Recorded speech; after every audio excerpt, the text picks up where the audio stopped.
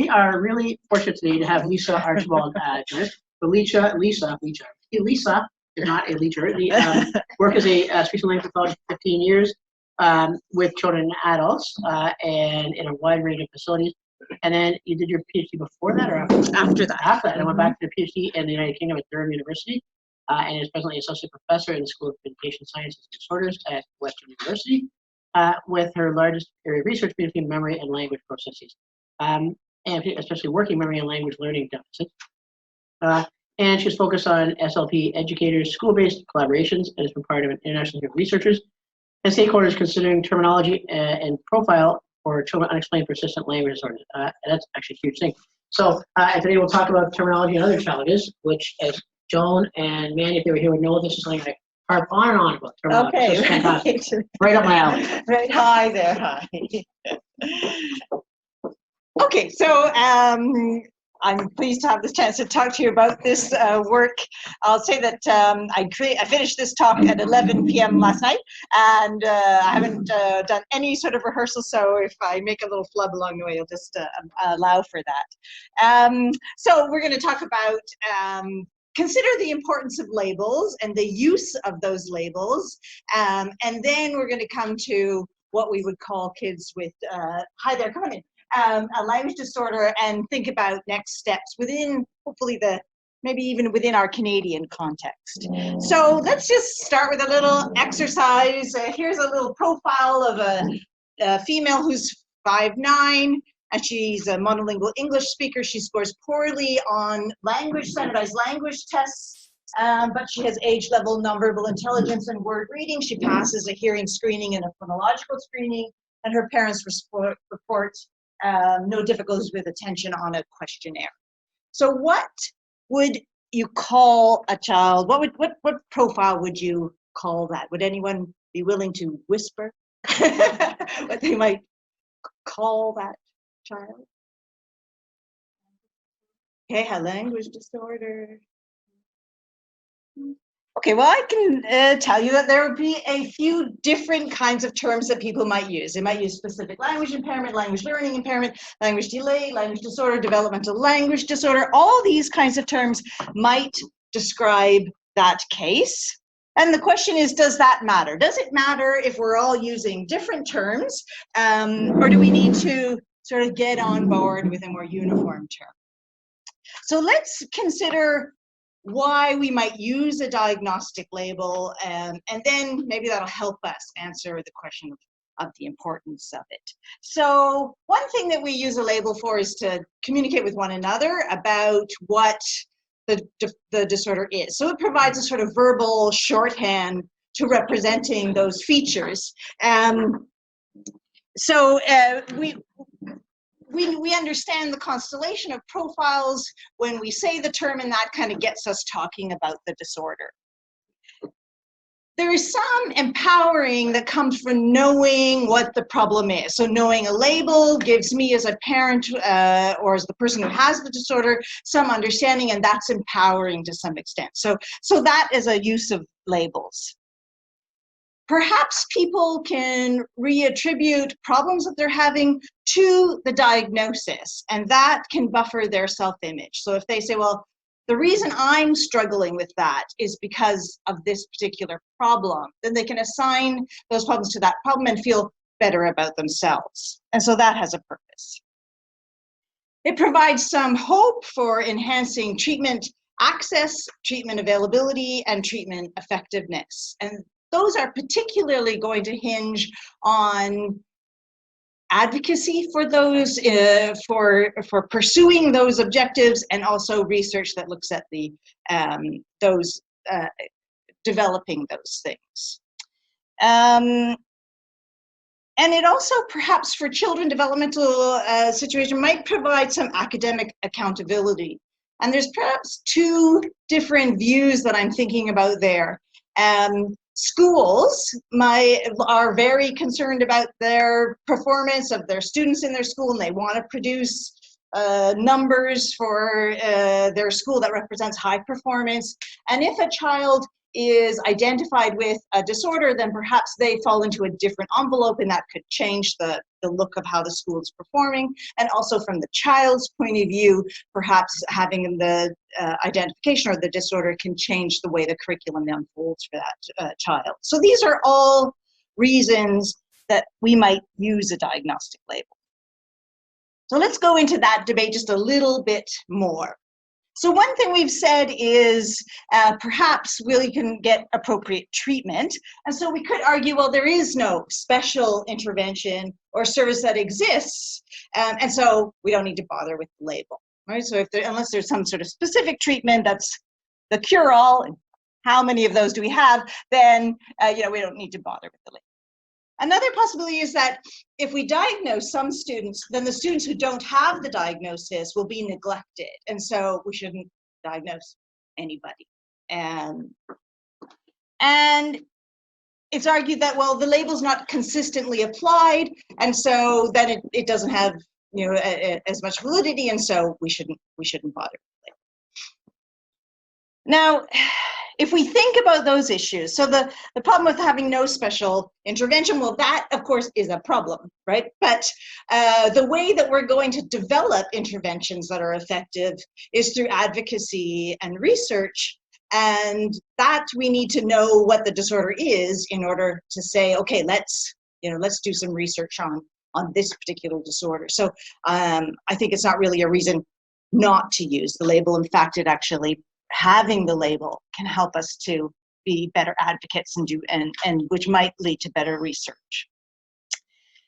In terms of students without the diagnosis possibly being neglected, it's probably really the other way around. If the advocacy and the intervention efforts leads to outcomes for those who have the disorder, then there'll be knock-on effects for children who might present with symptoms that are overlapping but may not qualify for the disorder. So there's probably more of a chance of leading to a benefit for those kids. And of course, if the label's not being used consistently, again, that's not a reason to drop the label entirely, right? Let's fix that problem. Yes, okay, let's use the label consistently. Let's figure out how to do that. But that's probably not a good reason to let go of the label entirely. So maybe I've convinced you, or maybe you can try to give me your opinion at the end, but that we want some labels. But the question then is, do we label? And in this particular talk, I'm thinking about children who have language disorders and who are usually being seen by the speech and language pathologist. So I'm thinking particularly about SLP practice here. So here's a study. It's a fairly old study. It's from 1997, but they had a sample of 216 children who qualified for as having a developmental language disorder, and they reported that 29% of parents who of those children had received some information about the speech or language problem. So only 30% of parents had actually received information. So it seemed like no label was being used for the most part. But were those kids seeing a speech and language pathologist? These were ones receiving service, yeah. Actually, I'm not quite sure. So because why would parents think their kids are seeing a speech pathologist if they didn't have a problem? They might, I'm not actually sure if they were all receiving services, but not everybody would be receiving services, even with their identification. So the question is then, okay, well, that's an old study, maybe we've changed. So this is some more recent data from a colleague of mine, and what he did was he asked speech and language pathologists to rank, it was a 5-point scale, the level of importance of these objectives for assessment. So when you do assessment, what is it that you think needs to happen? So it was establishing goals, determining eligibility, providing the diagnostic label, assessing the functional income, and identifying the strengths and weaknesses. So ask speech pathologists what they thought, and here's what the results were. So speech pathologists, in fact, had the lowest rating on providing the parents with a diagnostic label. They didn't see that as an important purpose. You can see it's 1.45, whereas everything else is in that sort of 3.5 range as the goals for the assessment. But this is in Ontario, right? This is not in Ontario. Where is this? No, these are the Americans. Oh, okay, yeah. So they can provide that. Yeah. But even just a description using the term, without I'm using diagnostic just for the ease of our communication in this talk, but allowing for the fact that here we would say presents with a disorder consistent with or something like that. Yeah. Okay, so this data would suggest that we're not using the labels. So if we think about the assessment values and expectations, speech language pathologists tend to be diagnostically agnostic. They tend to be terminologically flexible, and they tend to place low values on labels. Now that's a pretty provocative statement. I'm happy for you to try to tell me that that's not the truth, that's not the case, but I think it really is. It comes from, in Ontario, there's lots of reasons for that, and I'd be happy to talk about that specifically, but it goes well beyond Ontario, right? It's not just that we have this little legal catch in the use of the diagnosis. It goes well beyond that. And so we tend to not use labels. We tend to be doing our assessment to determine eligibility, determine treatment goals, and move as quickly, as soon as we can onto the treatment goals. On the other hand, parents and caregivers arrive at assessments with unresolved issues that surround the nature of their child's difficulties. They're coming in worried about what's going on with their kid, and this is an ongoing source of parental distress and confusion. Right? That's what's driven them to come to your office, is they're upset and worried about what's going on with their child. And they're seeking answers. They want to understand what's going on with their child. They want a diagnosis that they can understand. And so they value labels. They want to find out about what's going on with their child.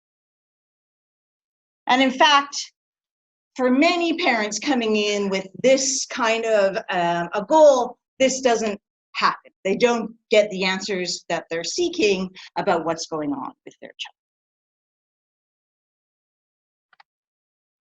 All right, so let's say now we're going along with this track, this thinking here. We're saying, yeah, okay, maybe we should be using labels. And if you're going to entertain that idea, then what would we need to do to increase the use of labels? So we need to have a clearly recognized label, something in which we have a better understanding of what that profile is, a label that has that serves that verbal shorthand function that we recognize what the profile is. We'd need more public awareness, right? If you all went home tonight and said to your relatives, have you ever heard of dyslexia? Yeah, most of them would say yes. Have you ever heard of autism? Most of them would say yes. Have you ever heard of developmental language disorder? And most of them would say no, right? So if nobody knows about it, then it's not providing the function of that verbal shorthand that we're looking for. And we want more services available, right? So you think of, in the area of autism, we have more services available, and so that label gets used perhaps more consistent. So if we want these kinds of things to be happening, then we need to tell somebody about that, right? We need to be advocating for those sorts of services. And if we're going to go and advocate for those services, we're going to say, hey, what we need is more of this for that, then we need a clearly defined label.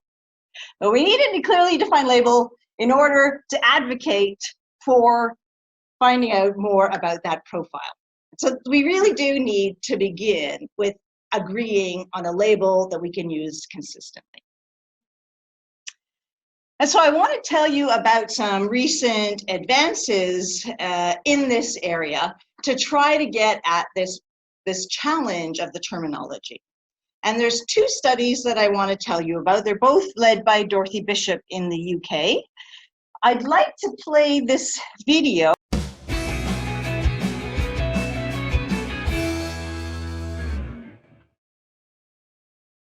In 2016, a group of experts got together to try and decide on better ways of diagnosing and referring to children with language disorders.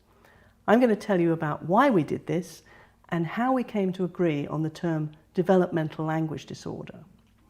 And I'll say a bit about the criteria that we agreed we would recommend for identifying developmental language disorder.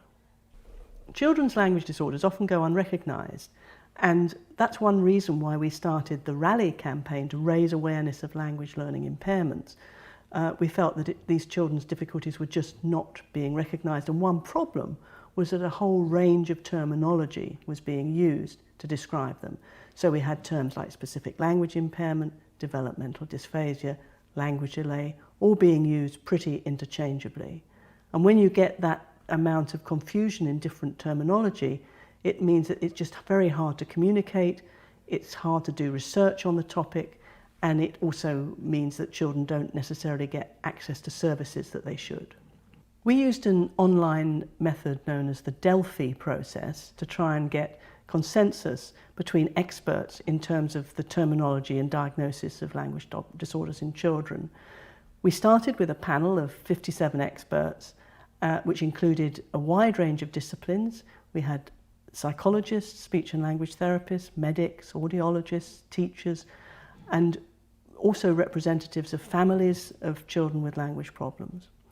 And in this process, you start with a set of statements where people are asked to see if they can rate them, and then you can evaluate how much agreement there is about these different statements, and then you go round and round repeating this process until you get reasonable agreement, with people getting feedback between each round so that they can then determine whether or not they want to change their minds. We agreed that the term language disorder should be used for children who had two basic characteristics. First, they have severe language problems that actually interfere with communication in everyday life and or affects educational progress. Second, those problems are not likely to resolve spontaneously, but they're more likely to persist over time. And making that judgment, of course, is not always easy, but we do have some information from previous studies that have followed children over time that can be used to help make that decision. For some children, language disorder is part of a coexisting biomedical condition, such as Down syndrome, autism spectrum disorder, or brain injury. And these children, it's important to recognise that they have a language disorder, but they are likely to need a kind of intervention that takes into account the other difficulties that go along with that particular condition. For many children, though, language disorder occurs as a major difficulty without any obvious explanation. And for these children, we recommend the term developmental language disorder.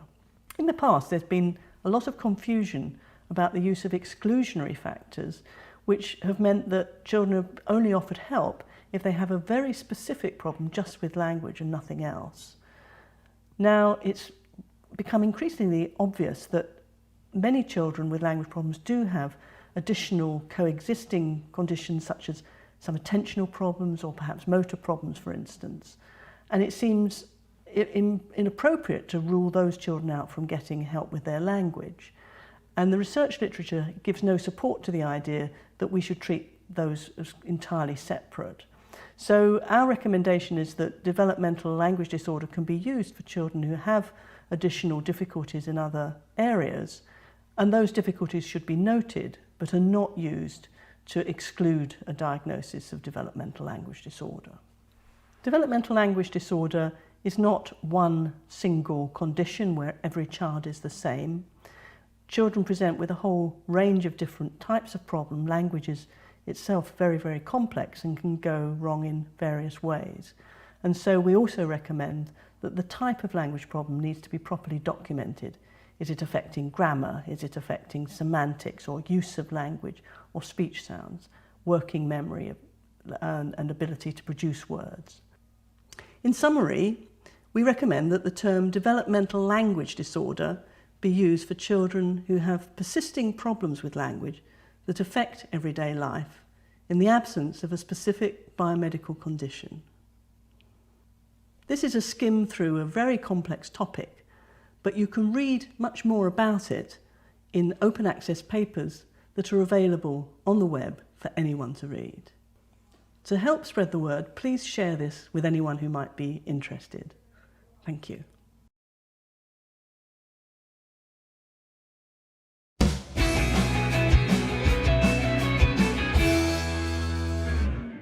me go over just what she said in a little more detail then. So this is the panel that, the makeup of the panel that was in these two studies. And what you can see here is there were 8 Canadians, not that many Canadians. It was probably a half UK group, and then some other from some other nations as well. And we use this Delphi consent process. And so the way it works is that you get a description of the statements, a written description, and as a member of the panel, you respond to each of those statements and you provide your comments about what you think is going on, or your agreement, or explaining that, and you submit that, and they do a summary. They send it back to you with your own information and everybody else's comments as well, with the hope that when you read all their comments, that'll shift you a little bit. And so you go back, you fill out all that again, and that moves everybody hopefully a little bit closer to a consensus, and you go through that until you reach the goal of the consensus of the study, whatever the goal for the consensus is. So the first study was for determining the criteria for the profile. What would this language problem look like? And they took a number of statements, started with 76 statements. They ended up, when they whittled those down for overlap, they started with 46 statements that they sent out to all panel members. And we provided our rankings for that. We sent those in, and the sort of lead group came up then with the second round, which was 27 statements, send those back to us with all the comments, and we looked again. And at the second round, we achieved a 75% consensus, which was the goal for the study, and it went to manuscript. So this is the outcome. I'm going to go through this with in a way that you can actually see it. And so we're going to start with, first of all, the when to refer for an evaluation. So there were a number of consensus statements regarding when to refer. So first was that there's some concern about speech, language, or communication that's coming from a caregiver, a teacher, or a healthcare professional. So somebody's got a concern. If there are behavioral or psychiatric difficulties, those could be reasons to refer as well, because those kinds of problems could be stemming from or involve a language problem. If there are extreme departures from typical development, and I'm going to show you a little table of that'll show you what those might look like in a little more detail. If there is persistent problems with comprehension or using language to communicate in children above 5 years. So if there's a lack of progress, for example, in school, despite in the classroom getting targeted assistance on those kinds of language goals, and that could be a reason to refer as well. The issue of late talkers, those are those kids who are under 2 years old and have not yet started to talk, was considered a reason to monitor. So they were to reassess that. I'm going to show you a little bit more data around the late talker, why that was a decision in this data. So children 3 to 5 also fall in that reassess category? It depends. So it depends on, so definitely if it's a late talker under 2 years old, that's a monitor. And if you're in the 3 to 5, then it depends a little bit on whether or not there are extreme departures. So I'm going to show you that in just a second. And there was the suggestion that universal screening is not recommended as a procedure or as a process. So here's some of the data from the late talker study. This is an Australian study from Victoria, Australia. And they looked at late talkers at 2 years of age, and these are their outcomes. So they had a group of 19% of their sample were late talkers, and you can see that at 4 years old, only 5% were left in that impaired range. Interesting also amongst the typical speakers, 81%, who were considered typical at 2 years of age, were considered impaired at 4 years of age. So the suggestion here is that late talking is a really tough thing to consider as a risk factor, and so it's probably not enough on its own, which is the reason that the monitoring recommendation was made. So we just considered that data in a little bit more detail. This is now bringing together a couple of studies, but in terms of prognosis in the early years for these under 3-year-olds. So let's start with under 3-year-olds. Prediction is difficult. at this age, right? It's tough to say amongst these under threes what's going to happen with them, because many late talkers are going to catch up, and some school-age children who who have DLD didn't start out as late to talk. So we already looked at that data. For these under 3-year-olds, they're at a higher risk if they fail to combine words at 24 months, if they have a receptive component, so if they have difficulty understanding that goes along with their expressive, that's a higher risk factor. If they're not using gestures, they're not imitating body movements, those are all things that place that child at higher risk, and if they have a positive family history. So higher risk. For being a persistent language disorder, so actually having the impairment, as opposed to catching up and responding. So still, again, those are just risk factors. Still, it's a tough category to figure out, even with those risk factors.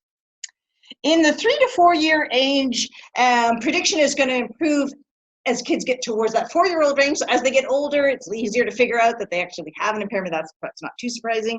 If they have a greater number of areas of language functioning impaired, so it affects their grammar and their semantics and those different areas, then that's going to say, well, that's more likely to be persistent. If they have poor sentence repetition, that's also a marker, a task that seems to be particularly sensitive.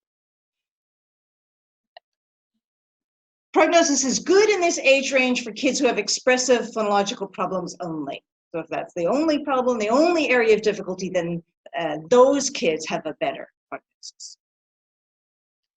And now for those kids who are 5 years and over, if you're seeing a 5-year-old who's got a language problem, that's likely to persist. That's you're probably going to see that kid continue to have that language problem. And if they have a family history of literacy problems, then they're at a higher risk for having a literacy problem that goes along with their language. Right? Not every kid with a language impairment also is found to have a literacy problem, because the family history have a little bit more likelihood of that.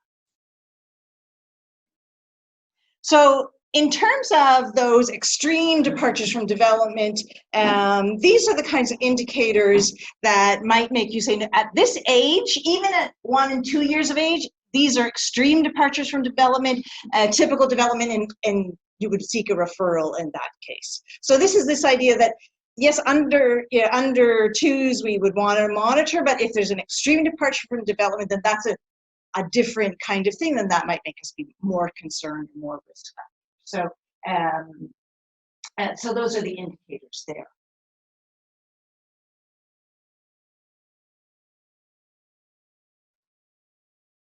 All right, so that's when to make a referral, and then there were some suggestions about what to include in the assessment. This, I think, is not particularly really new ideas here. I think it just confirms what speech and language pathologists already know and already are doing, so that our assessment would be multiple sources of information, so we're not relying on standardized scores only, but we're looking at other things as well. That there's a recognition that there's no sharp point at which we say, okay, those are the kids that are impaired and those are the kids who are not impaired, that language is this continuum, and we don't have the point of where we're saying definitely here. That there's a staged approach to assessment where we do a sort of omnibus look at language, and then we focus in on the areas that we're more concerned about. We know that some aspects of language might be more sensitive to social or biological kinds of backgrounds and differences. For example, children who are coming from a literacy impoverished environment may have come to school with lower vocabulary levels, that kind of thing. But those things aren't understood well enough for us to make any sort of predictive connection between those background indicators and what we're seeing in the assessment. Perhaps an activity like dynamic assessment or an assessment of the child's language learning potential can help to complement a static standardized test procedure. So those two things may complement assessment. Pragmatic and social communication needs to be included, and a speech and language therapist needs to do that. So let's throw that into the paper as we go. And then this is that issue of what's going on additionally or along with the impairment. So we know that language impairment is often co-occurring with other things like motor problems, attention, reading, social interaction, behavior, as such that clinicians often feel that these kids with pure language impairments are not really out there. Everybody's got something else going on with them. And I think that's a source of frustration amongst clinicians because research tends to focus on these pure kids, but in actual fact, the kids walking into your office are often having lots of other things going on, and we need to understand, not leave them out if we're going to understand the profile, because they're clearly a part of kids who have this problem.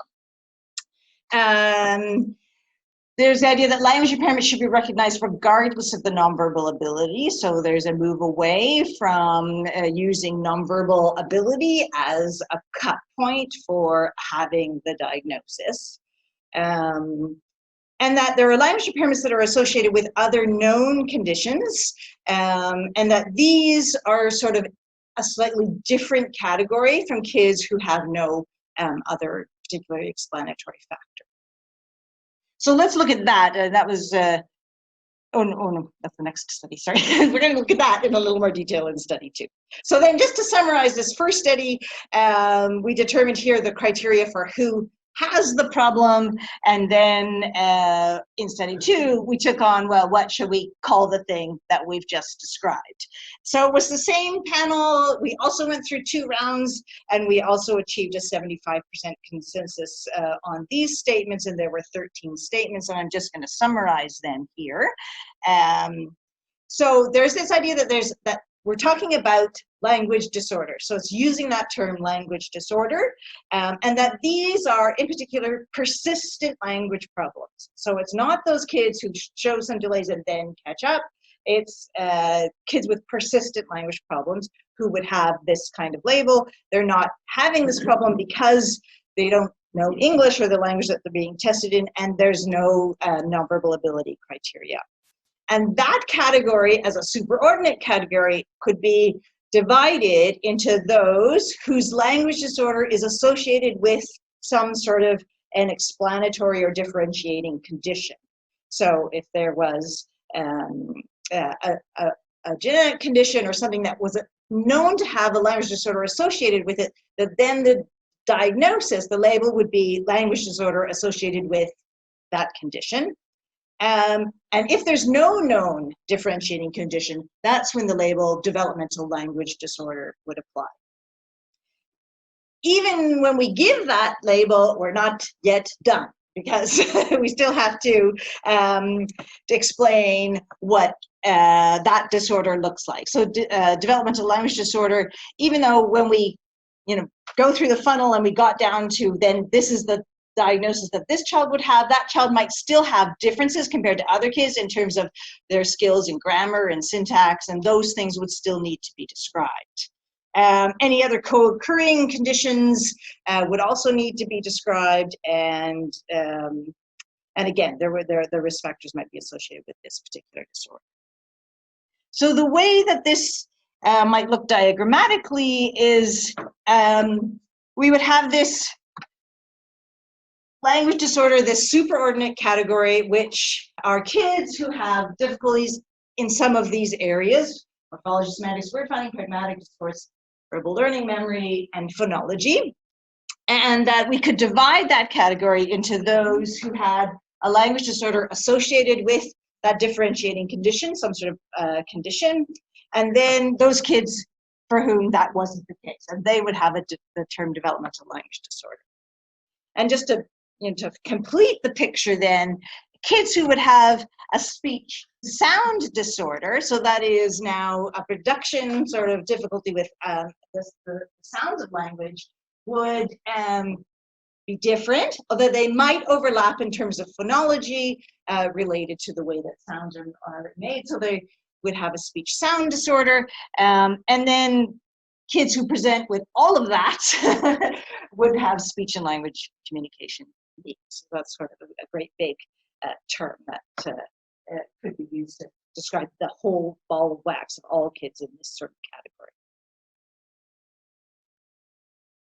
So this was the decision pathway that they came up with. You won't be able to read this very well, but the idea here is that, first of all, the child shows up with a problem with their understanding of reproductions. Yes? I don't mind at all. No, sorry.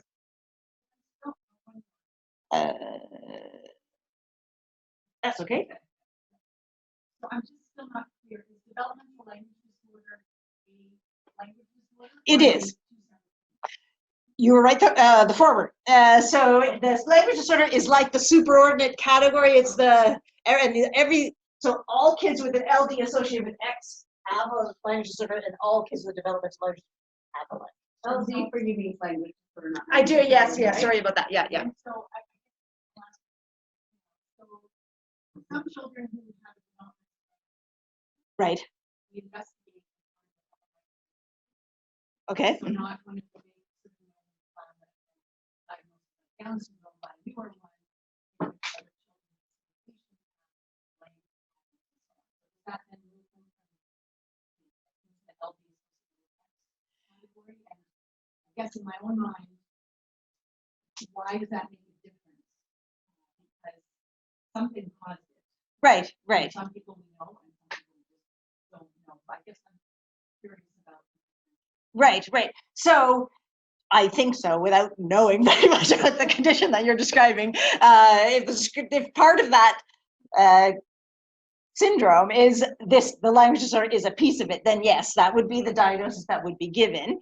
And the idea here is that those kids could potentially, and we might not know it at this point, but again, sort of going back to my earlier arguments at the beginning of the presentation, that even though we might not know a difference or how to treat those kids differently now, doesn't mean we shouldn't try to understand that. And so the idea is that those kids who have those associated conditions perhaps are going to need to be considered differently, need to have different treatment, have speech pathologists who might have different specialties.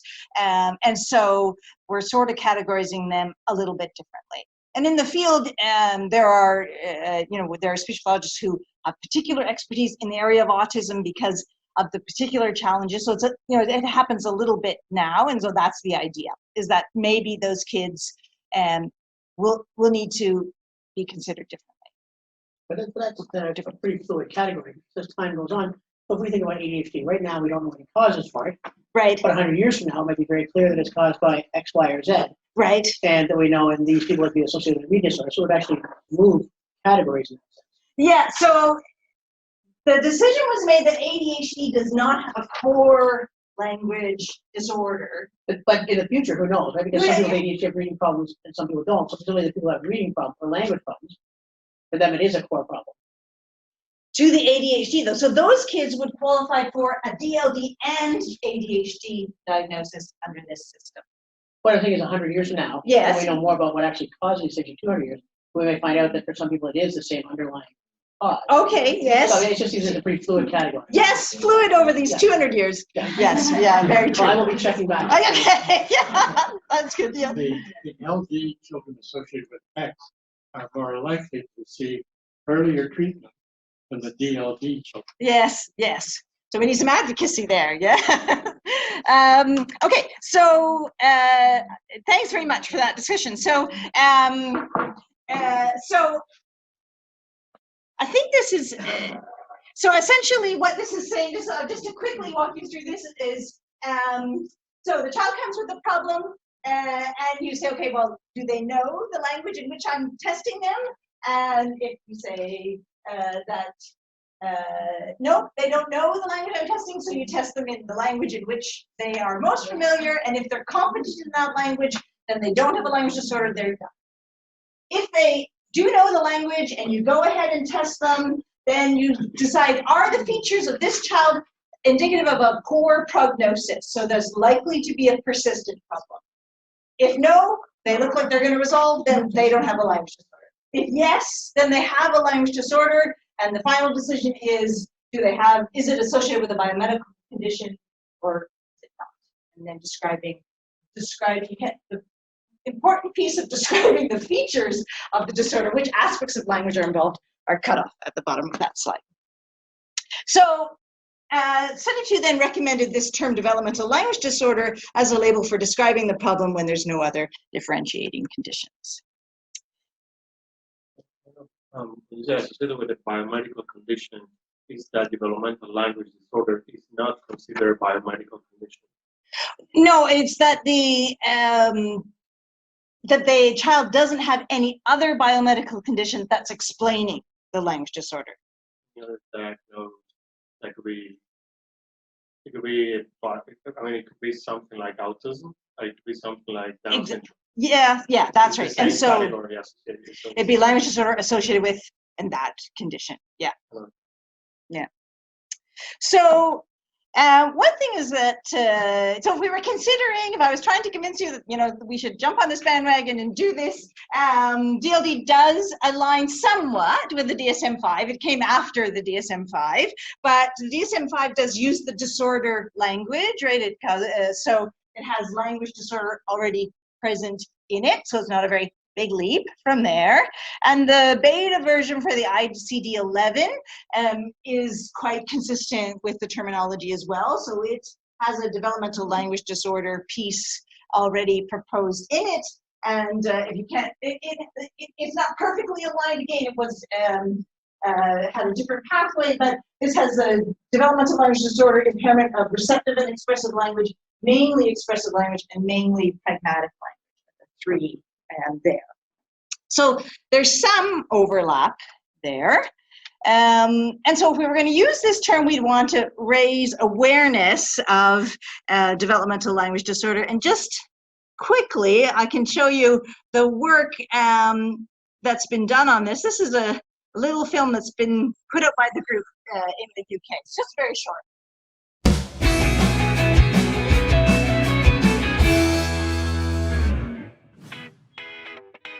Hi, I'm Eddie. And I'm Dils. We're here to tell about DLD, Developmental Language Disorder. Let's go, hurry up. Come on, we don't have all day. Today we're going to find out about DLD and explain 3 things what you have to know. DLD 1, 2, 3. We're going to interview some people, but we can't find them anywhere. Ah, found you!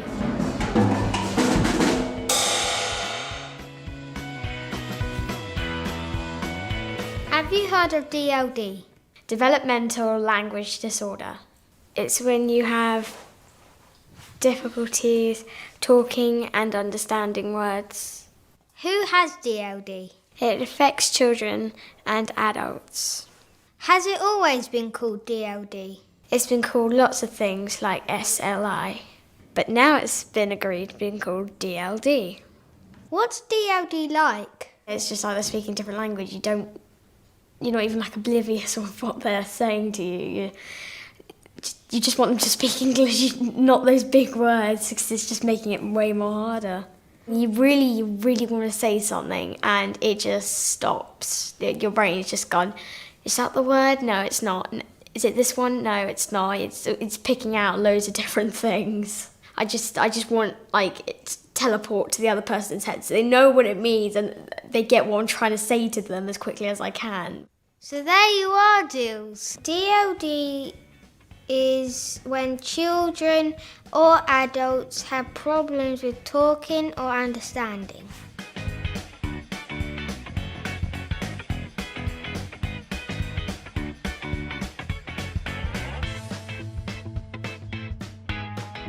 Well, that's really interesting, Eddie. I'm going to try and find out some more. Why do we need to know about DLD? It's very important that we know about DLD because it's very common, but it's very hidden. And a lot of people don't realize that. It affects about 2 children in every classroom, which is really surprising. So why does it matter?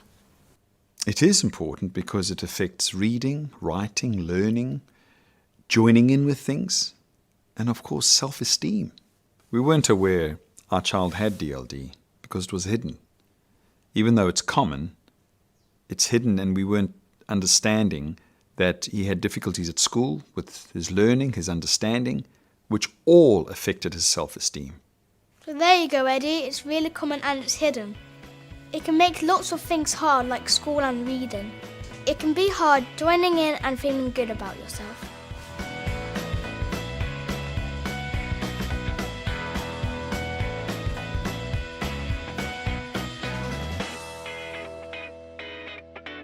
Ah, I see, Dylan. Let's see if there's any help.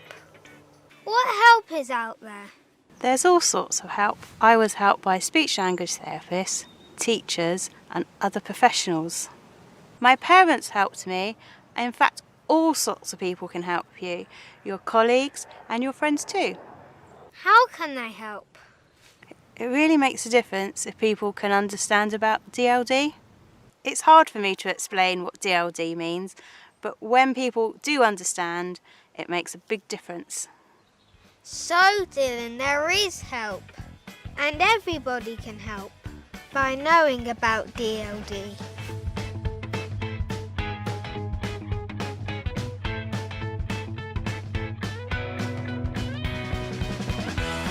So remember, DLD 1, 2, 3. Please share our film. Thank you for watching.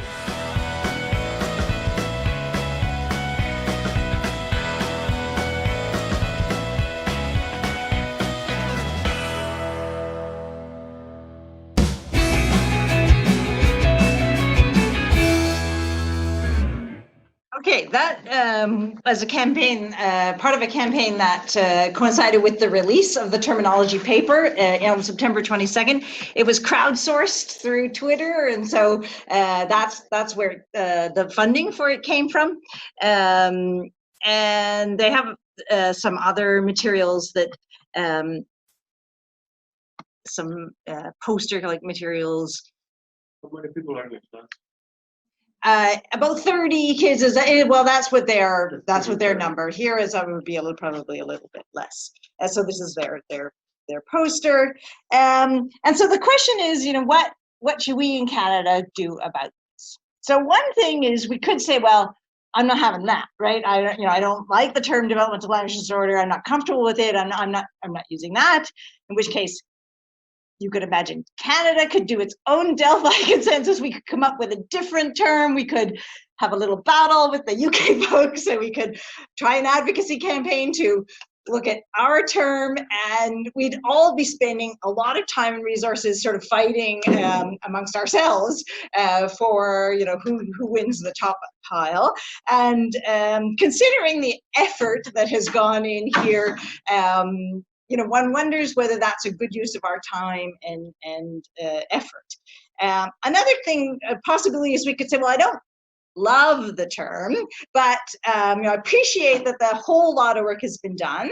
I appreciate that I now have a term that I can tell a parent, they can then go and Google and find out something that's pretty reliable about the disorder, right? If you think about a medical condition that you might be worried about for yourself and your family member, first thing you do is go out and Google it. And here's something that someone could actually go out and Google and find information about a language disorder. And so, what do you think? Is it something that we in the Canadian context could build a consensus to follow the consensus, and what would that look like to achieve in Canada? So thank you very much for your time, and I'd be happy to hear your thoughts. That was wonderful. I think it raised a really important point about terminology. I think we know in the intellectual disability field that we have about 1,000 different terms that are used in different countries. It creates a huge amount of confusion. So I think the idea of harmonizing makes a lot of sense. Comments, questions? Dr. Yes. Goldberg. The earliest that one could diagnose DLD, is that going to be around 4 years of age? That's going to be the most confident point, yeah, at which you are. Unless there's, I think before that you'd be hedging a little bit. You'd be saying this looks like it, but I can't say for sure at this point.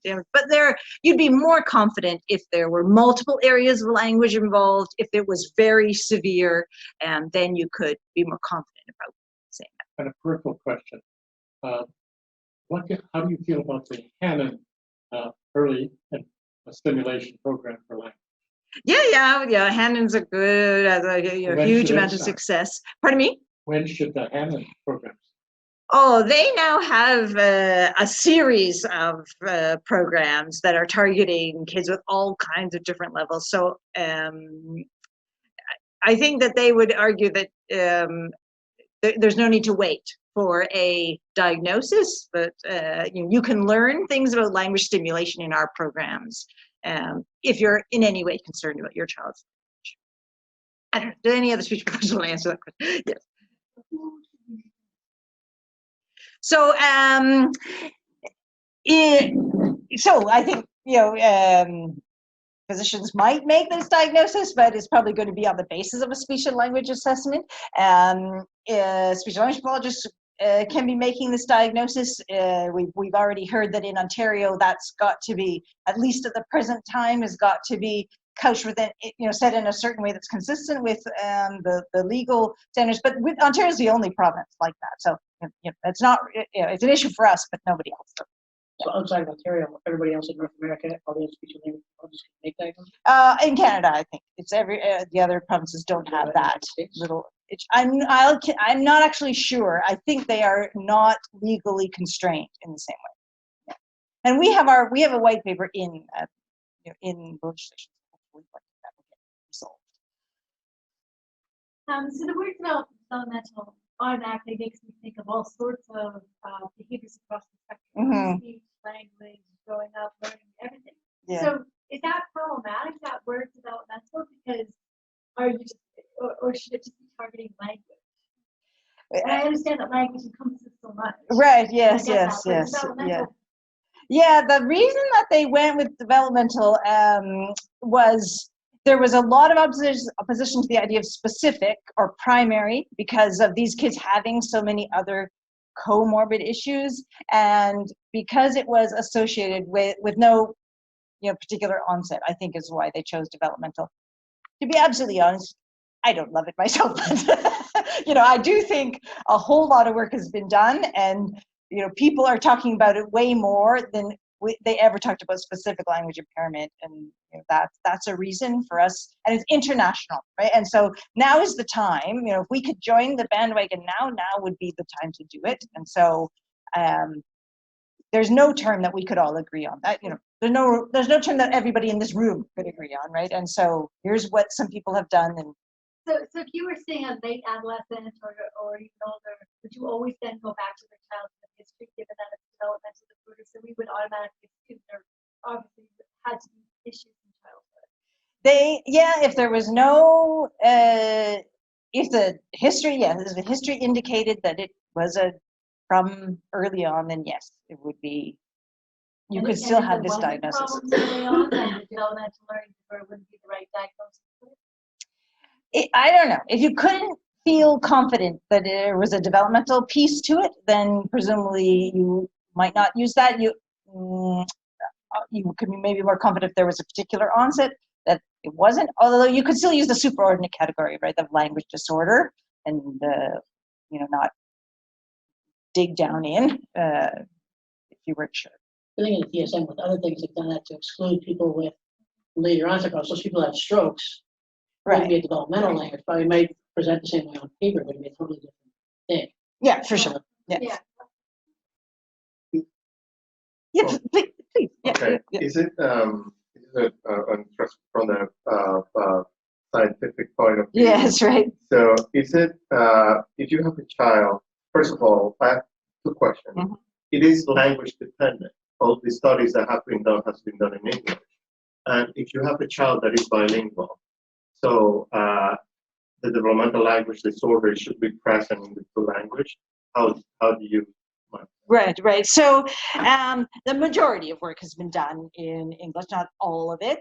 And we do know, and what are the sort of hallmark characteristics of sort of your grammatical deficit, for example, is dependent on the language itself. So the things that are hallmark grammatical deficits in English might look different in Spanish or in Greek, for example. So you would have to know that language well enough to know whether this kid is showing the kinds of developmental errors that Greek kids show if he's a Greek kid. right? So when we have a bilingual kid, we are assuming that, oh yes, the idea is that you would expect a language disorder to manifest itself in all the languages that a child is learning. So if they are fully competent in Greek and they're poor in English, that would suggest that language disorder isn't a suitable diagnosis for that child. And of course, figure that out is not that easy, but that's that's what you would be looking for. for. Anything going on in Tibet because you have a population that is bilingual. Yes, yeah. So the whole challenge of figuring out whether, given that this child's had this much exposure to French and this much exposure to English, is what they're doing typical or atypical, is a big challenge. And maybe that's another whole talk, but the question is if you say, yes, I'm convinced that this is typical in this language, but not this language, then language disorder shouldn't apply. Yeah? Yes? Was there any discussion about the use of standardized tests and reporting of standardized? The reason I ask is here the report includes the results of standardized tests, but there's a bit of a trend in other whether they do a standardized test or not, to not report the scores in not report the score. Right. Which, from a diagnostic perspective, actually makes it difficult for the physician to make a diagnosis. Right. The description and then kind of match that with the age and my expectations, whereas the 50%, that's a quick and easy way for me to interpret it. So I just wonder if there was any discussion about this. Right. Yeah. So one concern is that, whatever a child does on a standardized test is only one piece of the puzzle, right? And so a kid who's in English as a second language is going to score very poorly on a standardized test of English, but that doesn't mean they have a language disorder. And so that's one reason that people feel worried about depending on standardized tests only. Another problem is that it's an arbitrary cutoff, and so we have to all understand that this kid who got 85 gets a diagnosis. This kid who got 86, does that mean he doesn't get the diagnosis, right? And so it's those scores have to be interpreted within the broader picture of the child, and whether that translates into people wanting to draw that bigger picture and not having these sort of things that they think are so easily sort of picked and interpreted in isolation, whether that's the kind of thing that might drive that, or whether it's more this diagnostic agnosia. I'm not sure what might be driving what you're describing there.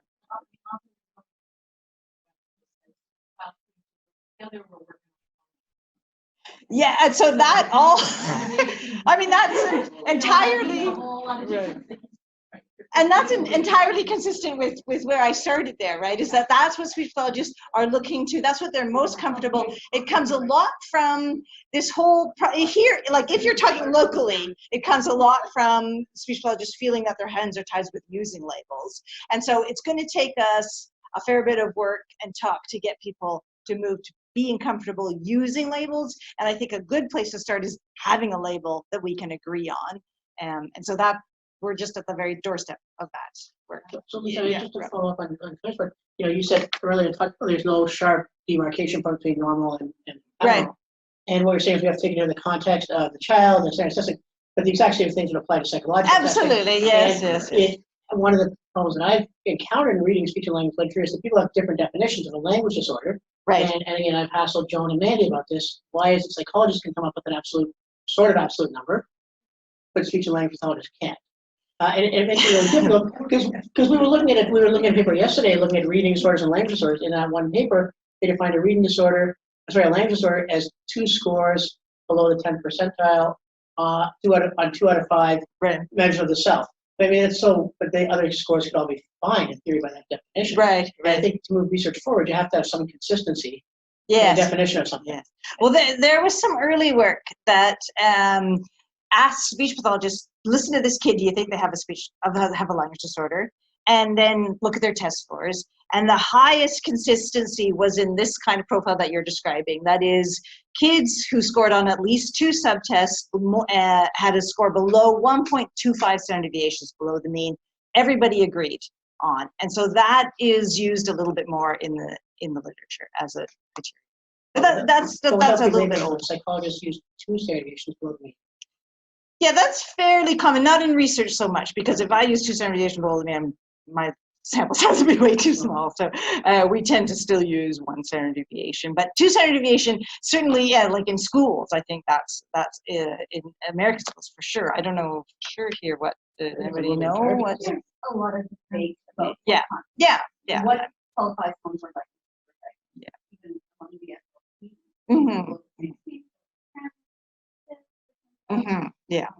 Yeah.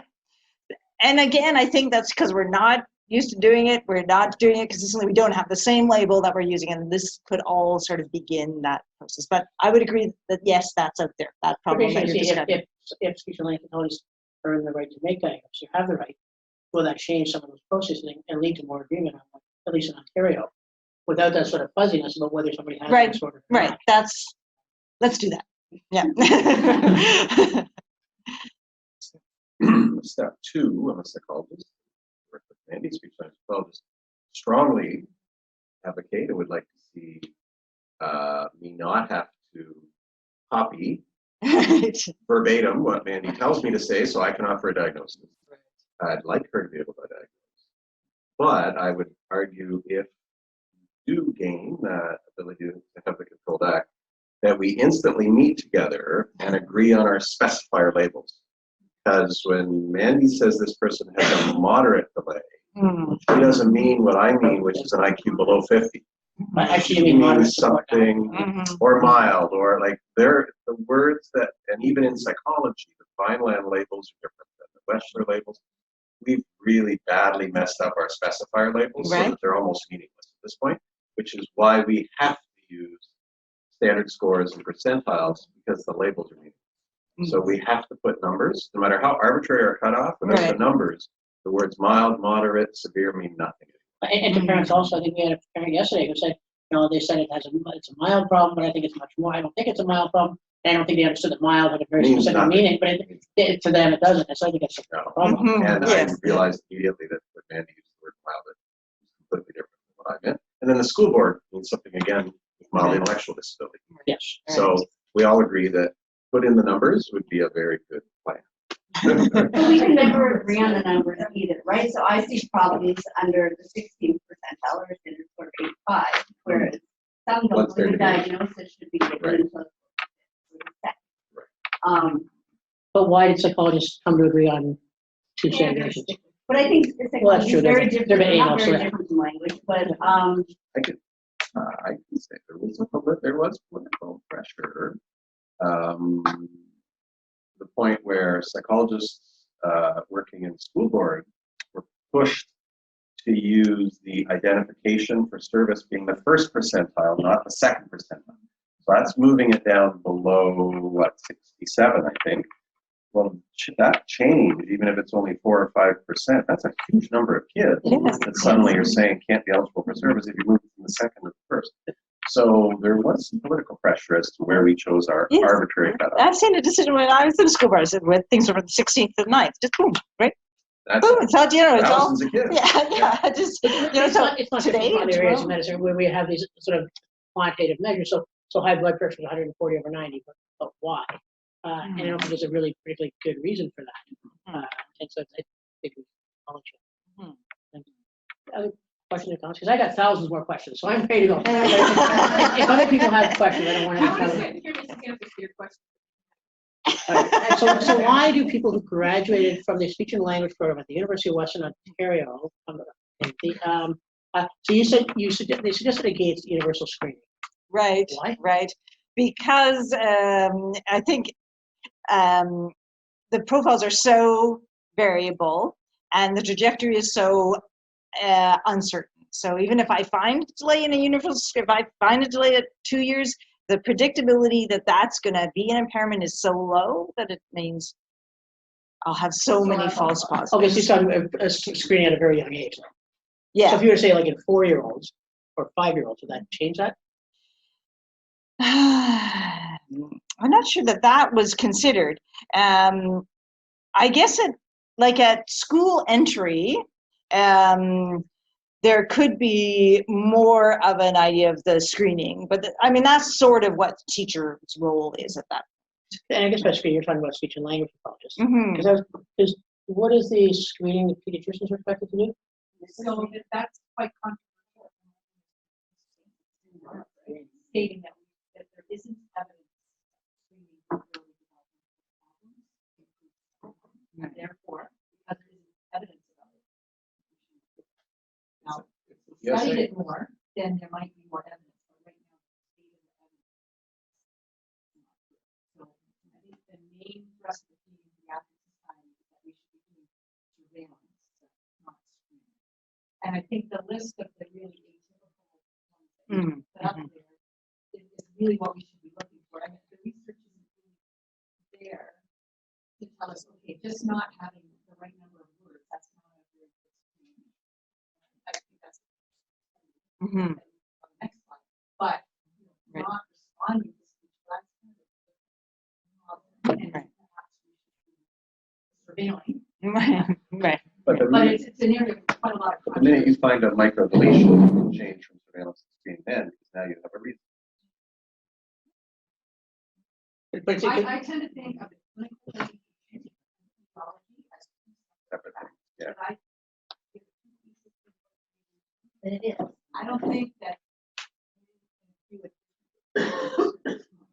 Tell me she wasn't. But who knows, 200 years from now. Kind of in early stages. but it's like it strikes me on the very first one you had with the number 1, I think with going through all the things, that the very first one I think was a concern on the part of parents Yeah. about their child's development. Right. And my understanding is that's actually probably the best predictor of developmental problems, is a concern on the part of parents there's something wrong with their child. Yeah. And so maybe that would be the surveillance I should ask the parents. Right. That's right. As opposed to giving everybody Denver or giving everybody.